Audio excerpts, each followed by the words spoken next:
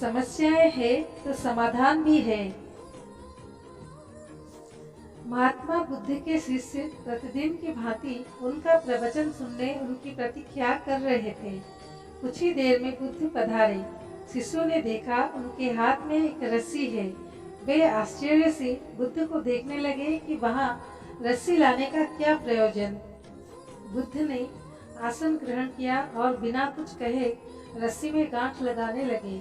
शिष्य अब भी उन्हें आश्चर्य से देख रहे थे।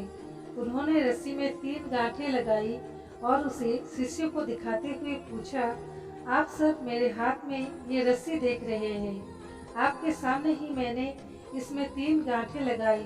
अब मैं आपसे पूछता हूँ कि क्या ये वही रस्सी है जो गांठें लगाने के पूर्व थी?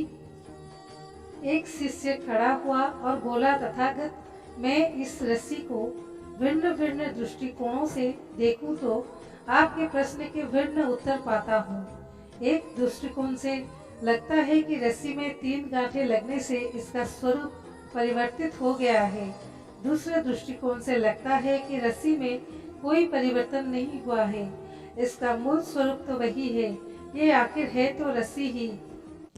बुद्ध बोले, सही कहा, अब मैं इन गांठों को खोल देता हूँ।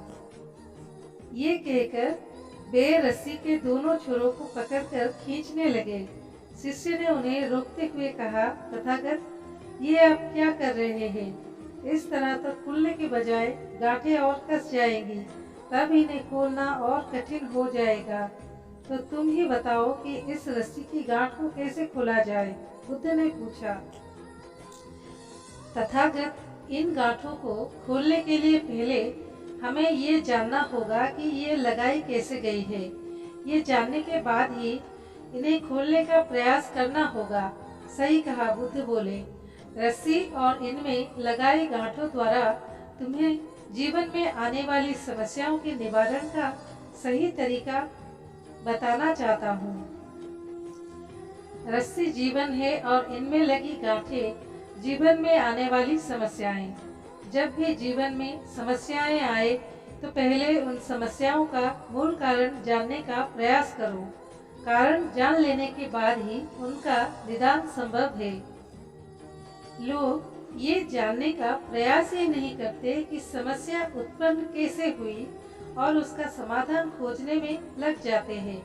प्राय मेरे पास समस्याएं लेकर आने वाले पूछते हैं, मुझे अत्यधिक क्रोध आता है, इसका निदान बताइए।